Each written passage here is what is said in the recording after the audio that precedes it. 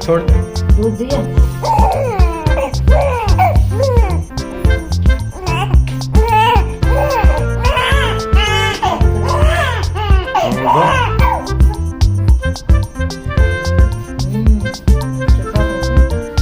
इतना भूख लग रही थी इसको?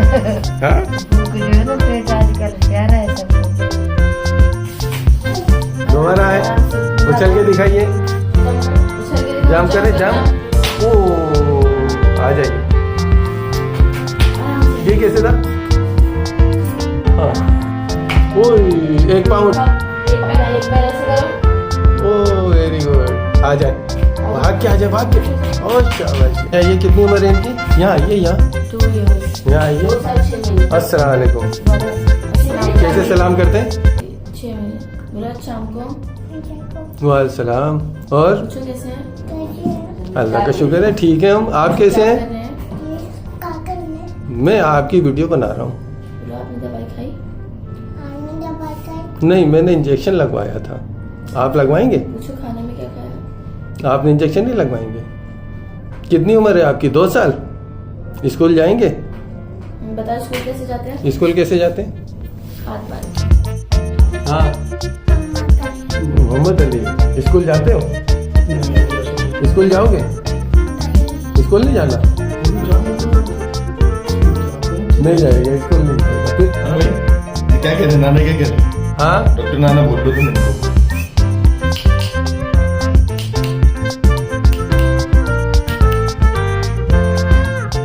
बिस्मिल्लाहिर्रहमानिर्रहीम। बच्चों की निगहदाश्त, उनकी नशोनुमा, उनकी डेवलपमेंट, उनके माइलस्टोन पर आज हम आपसे बात करेंगे। बच्चों की निगहदाश्त का अमल जो है वो पैदाइश से शुरू हो जाता है। पैदाइश अमूमन वैसे तो हॉस्पिटल में होनी चाहिए, डॉक्टर, नर्सेज और तरबियत याफ्ता पैरामेडिकल स्टाफ की मौजूदगी में, लेकिन हॉस्पिटल के एक्सपेंसेस बहुत ज़्यादा हो जाते हैं। हर एक की पहुंच नहीं हो पाती कि वो हॉस्पिटल में जा सकें, और गवर्नमेंट हॉस्पिटल, सरकारी अस्पतालों में रश बेइंतहा होता है। तो आजकल लोग बाग घरों पर ही बच्चों की डिलीवरी करवा लेते हैं। इसलिए आज हम इन मालूमात पर आपसे बात करेंगे जो बच्चे घर में पैदा हो जाते हैं। नॉर्मल डिलीवरी से मुतालिक तो मालूमात हम किसी और वक्त शेयर करेंगे। आज हम बात करते हैं कि बच्चे की डिलीवरी घर पर नॉर्मल हो गई है, अब आपने क्या देखभाल करनी है। बच्चे की इस दुनिया में आमद रोते हुए होती है। जैसी दुनिया में आता है वो सांस लेने का अमल उसका शुरू होता है। सांस लेने से फेफड़े फूलते हैं, और फेफड़े फूलने से ऑक्सीजन बॉडी में जाएगी, और बॉडी से दिमाग में जाएगी ऑक्सीजन। और अगर बच्चा नहीं रोता है और ऑक्सीजन नहीं जाती है तो ब्रेन डैमेज होना शुरू हो जाता है। तो इस बात का ख्याल रखें कि पैदाइश के बाद जो है बच्चे ने रोना है। हमारे यहाँ तकरीबन 90% से ज़्यादा जो प्रेगनेंसी है वो विदाउट प्लानिंग होती है, तो इसलिए हमें थोड़ा सा पेचीदगी का सामना करना पड़ता है डिलीवरी के वक्त। तो बच्चा रोता हुआ होगा, पैदा होने के बाद रोएगा और ऑक्सीजन उसकी जाएगी। पैदा होने के बाद जो है बच्चे को उल्टा माँ के सीने पर लिटा देंगे कि वो फीडिंग शुरू कर दे, और वो फीडिंग शुरू कर देगा। उसके बाद आपने उसकी अम्बिलिकल कॉर्ड को कट करना है। कट करने के लिए आपने स्टेरिलाइज चीज़ों का इस्तेमाल करना है ताकि कोई इन्फेक्शन ना हो सके।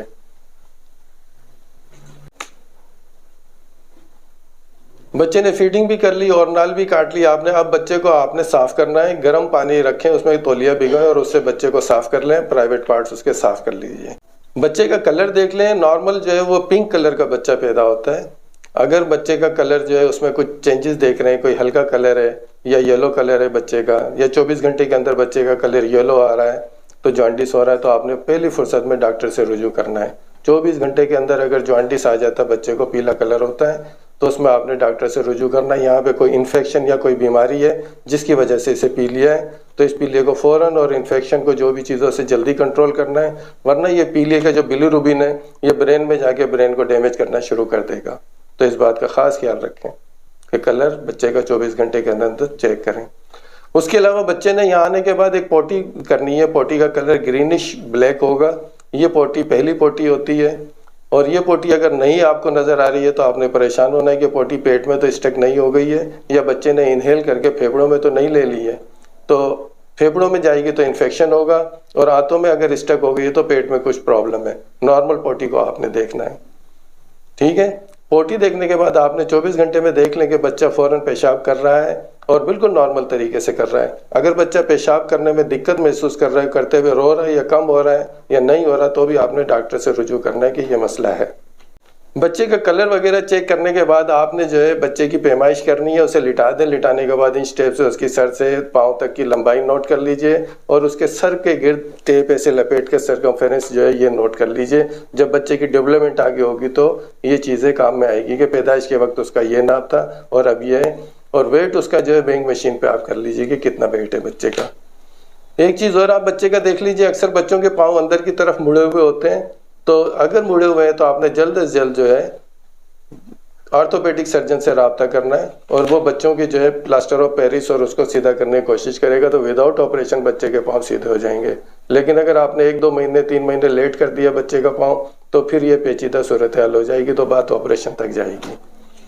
बच्चे को आपने चेक कर लिया, कलर चेक कर लिया उसका, और आपने जो है पाँव देख लिए, साफ कर लिया, पैमाइश कर लिए। अब अगला मरहला बच्चे का शुरू होता है कि उसके रिस्पॉन्स कैसे आ रहे हैं, कुछ फ्लेक्स उसके रिफ्लेक्सेस चेक कर लीजिए। बच्चे को नहलाने में इतना जल्दी ना करें, 2-3 दिन उसे ऐसे ही साफ कर सकते हैं, और नहलाएंगे तो फिर आपने जो है वो तरबियत याफ्ता जो अम्माएँ हैं उनके तरीके से करना है कि बच्चे को ऐसे लेंगी, सीना यहाँ रखेंगी, मुंह नीचे की तरफ होगा और पानी ऊपर से डालेंगी, नीम गर्म पानी जो होगा, और सीधा करके ऐसे नहीं डालना कि बच्चा ही सांस लेते हुए उस पानी को इनहेल करके फेफड़ों में ले जाए। तो इसमें आपने एहतियात बरतनी है। वैक्सीनेशन, बच्चों के पैदाइश के फ़ौरन बाद 2 वैक्सीन लाजमी लगवानी है आपने। एक पोलियो के ड्रॉप पिलवाने हैं और दूसरा BCG टीबी से बचाव के इंजेक्शन लगाना है। ये हमारे मुल्क में बहुत कॉमन है, टीबी भी और ये भी। तो पहली फुर्सत में 2 इंजेक्शन लगेंगे। वाकई इंजेक्शन जो है वो आपको 1.5 महीने से पूरी वैक्सीन जो है स्टार्ट हो जाएगी। वैक्सीन लगवाने के लिए आपने EPI जो गवर्नमेंट का प्रोग्राम है, उस प्रोग्राम के तहत आप वैक्सीन करवा लीजिए। बहुत अच्छी वैक्सीन उसमें लग रही है, प्राइवेट जाने से बेहतर है। अगर आप प्राइवेट अप्रोच नहीं कर सकते तो वो बेहतरीन है। उनकी कूल चेन वगैरह बिल्कुल WHO के इदारे के ताउन से, गवर्नमेंट ऑफ पाकिस्तान के ताउन से वो आपके घर तक उसकी रसाई है देहातों में, वरना वहाँ जाके आप लगवा लीजिए। तो वैक्सीन लाजमी लगवाइए। बच्चे की आंख के सामने कोई चीज़ आप लेके जाएंगे तो बच्चा उसे फोकस करेगा और उसके साथ अपनी गर्दन भी घुमा लेगा। ये बच्चे की पैदाइश के बहुत जल्द शुरू हो जाती हैं रिफ्लेक्सेस। अगर कोई अचानक तेज़ आवाज़ आए तो बच्चा चौंक जाता है, और अगर बच्चा रो रहा है या कुछ कर रहा है और कोई एकदम अचानक ऐसी कोई आवाज़ आई तो बच्चा एकदम चुप हो जाएगा। तो ये रिफ्लेक्सेस बहुत जल्दी आ जाती हैं बच्चे में, और इससे ये भी पता चल जाएगा कि बच्चा सही सुन रहा है। आप नोट कीजिएगा, बच्चा फीडिंग करते हुए अपनी माँ की तरफ देखता भी है और बच्चा लेटा हुआ मुस्कुराता भी है। 1.5 महीने के अंदर अंदर बच्चा ये सब सीख जाता है और पैदाइश के बाद भी ये अमल शुरू हो जाता है। बच्चे के सामने जब ऐसे कोई चीज़ ले जाएंगे तो वो अपनी गर्दन 90 तक मोड़ सकता है। ये अमल आप करके देखिएगा जो जो बताएंगे, और शेयर कीजिएगा कि वाकई हो रहा है या नहीं। बच्चा उठा हुआ है, उसके आंखों के दरमियान अगर ऐसे फिंगर से टेप करेंगे तो एकदम आंखें बंद करेगा। ये भी आप बहुत जल्द रिस्पॉन्स बच्चे का देख लेंगे। जो अम्बिलिकल कॉर्ड आपने कट की है और नाल जो कट की है, 1 हफ्ते के अंदर अंदर वो श्रिंक हो जाएगी, ब्लैक हो जाएगी, सूख जाएगी और गिर जाएगी। लेकिन अगर उसमें इन्फेक्शन हो जाता है और नाल में वहाँ से पस है और इन्फेक्शन हो रहा है, स्मेल आ रही है, तो उसको आप सफाई करवा लें और उसकी जो भी रेमेडी है वो आप डॉक्टर से सेट कर लें। 1.5 महीने के बच्चे को अगर आप ऐसे गोद में थोड़ा सा ऐसे वर्टिकल बिठाएंगे तो उसकी गर्दन जो है वो कंट्रोल नहीं होगी। गर्दन जो है अमूमन पीछे चली जाएगी या ऐसे चली जाएगी। लेकिन 3 महीने की उम्र में आके जब बच्चे को ऐसे सहारे से बिठाएंगे तो वो अपने सर को कंट्रोल कर सकता है, गर्दन कंट्रोल कर लेगा। जबकि 6 महीने के बाद, 6 महीने से 8 महीने के दरमियान में बच्चे को ऐसे बिठाएंगे तो बगैर सपोर्ट के बच्चा बैठ जाएगा। अगर 9 महीने की उम्र में भी बच्चा बगैर सपोर्ट के नहीं बैठता है तो डॉक्टर से रुजू कर लें, वो देख लेगा कि कोई प्रॉब्लम तो नहीं है। 3 महीने से 4 महीने का बच्चा ज़्यादातर औकात जो है वो अपने हाथों को देखता है, इसमें भी टाइम पास करता है ज़्यादातर, और कू कू आ ये बोलना शुरू कर देता है 3 से 4 महीने का बच्चा। अब बच्चा जब 10 महीने का होगा तो 10 महीने का बच्चा किसी सपोर्ट के साथ खड़ा होगा, सोफे को, बेड को या चेयर को पकड़ के खड़ा हो सकता है, और उसे पकड़ के 10 महीने का बच्चा चलना भी शुरू कर देगा। अंगूठे और पहली उंगली की मदद से कोई चीज़ वो ऐसे पकड़ भी सकता है 10 महीने का बच्चा। ये देख लीजिएगा, कोई चीज़ देंगे तो इससे पकड़ लेगा 10 महीने का बच्चा सपोर्ट से चलेगा और 1 साल का बच्चा जो है वो बगैर सपोर्ट के भी चलना शुरू कर देगा और हाथ के इशारे से किसी चीज़ की तरफ इशारा भी कर देगा, मुझे ये चाहिए, ये। अगर बच्चा 1.5 साल की उम्र में चलना शुरू ना करे तो डॉक्टर से रुजू कर लीजिएगा कि 1.5 साल का हो गया, चलना शुरू नहीं किया, तो डॉक्टर उसे चेक कर लेगा। 6 महीने के बाद बच्चा जब बगैर सपोर्ट के बैठना शुरू करता है तो 1 महीने बाद ही 7-8 महीने में वो क्रॉल करना शुरू कर देगा, या तो घुटनों के बल चलना शुरू कर देगा, सीने के बल चलना शुरू कर देगा। 6 महीने के बाद 7 महीने में बच्चा मोबाइल हो जाएगा, ख्याल रखना पड़ेगा आपको। 1 साल का बच्चा जो है वो खाने का, पीने का, हाँ ना ये बोलना शुरू कर देता है। कब से पानी या दूध पी सकता है 1 साल का बच्चा। 1.5 साल के बच्चे को अगर पेंसिल और कागज मिल जाए तो वो उल्टी सीधी लाइनें बनाना शुरू कर देगा। 1.5 साल के बच्चे को पेन या पेंसिल देंगे तो वो उल्टी सीधी लाइनें कागज पे बना देगा, लेकिन चम्मच से खाना शुरू कर देगा। 1.5 साल का बच्चा चम्मच से खाना शुरू कर देता है। 2 साल के बच्चे को अगर ब्रिक्स दे देंगे तो एक ब्रिक्स के ऊपर वो 6 ब्रिक्स रख सकता है। 2.5 साल के बच्चे के सामने अगर आप ऐसे दायरा बनाएंगे कि दायरा बना दो, तो उस दायरे को देख के 2.5 साल का बच्चा दायरा बना लेगा। 2 साल का बच्चा जिसने 6 क्यूब्स ऊपर नीचे लगा के एक मीनार बनाया था, 2.5 साल की उम्र में वो 8 क्यूब्स का एक मीनार बना सकता है। 2 साल का बच्चा अपने कपड़े खुद उतार सकता है, पहन भी सकता है। देखिएगा, इन चीज़ों को नोट कीजिएगा, बड़ा अच्छा लगेगा। 3 साल के बाद बच्चा जीने का एक स्टेप चढ़ सकता है, एक स्टेप, और एक टांग भी ऐसे उठा सकता है। 3 पहियों की साइकिल पे अगर उसे बिठा देंगे तो पैडल मारना शुरू कर देगा। लेकिन 4 साल का बच्चा जो है वो कुछ सेकंड के लिए अपनी एक टांग उठा सकता है और वो 2 पहियों की साइकिल बाइसिकल को पैडल मार के उसे स्टेबलाइज भी कर सकता है।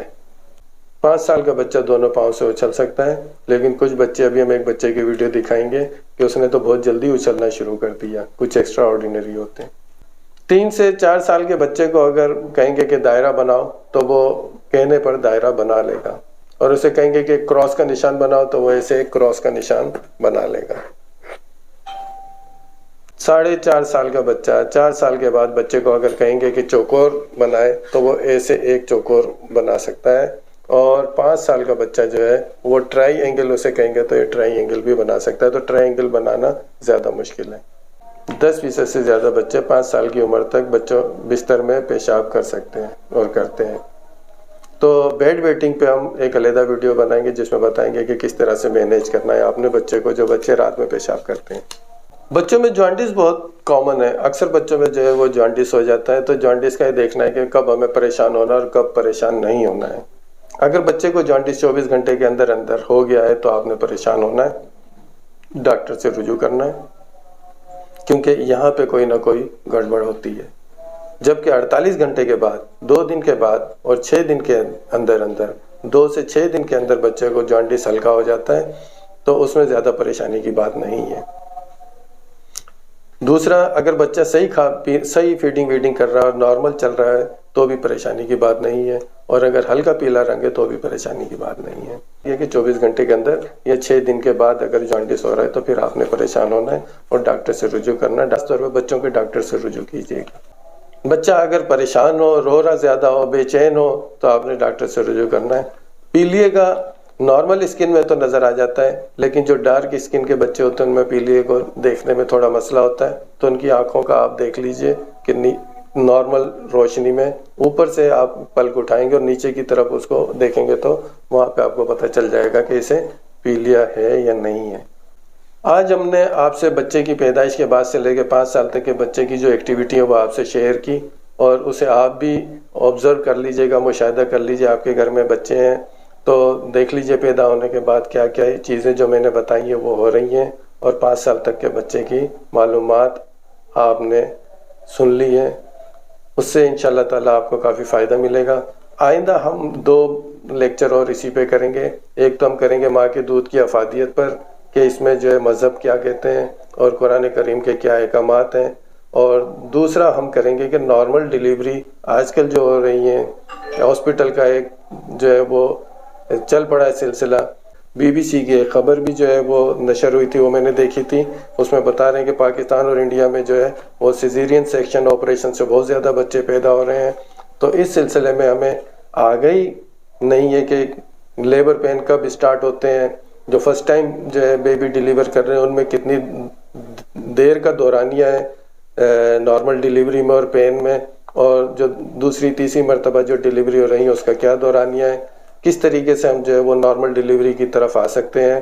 कुछ पेरेंट्स की तरफ से भी होता है कि ऑपरेशन कर दिया जाए, कुछ डॉक्टर भी चाहता था कि ऑपरेशन हो जाए। तो नॉर्मल डिलीवरी पे हम नेक्स्ट टाइम बात करेंगे और मदर फीड पे बात करेंगे। आज तक के लिए इतना ही काफ़ी है। अल्लाह हाफिज़।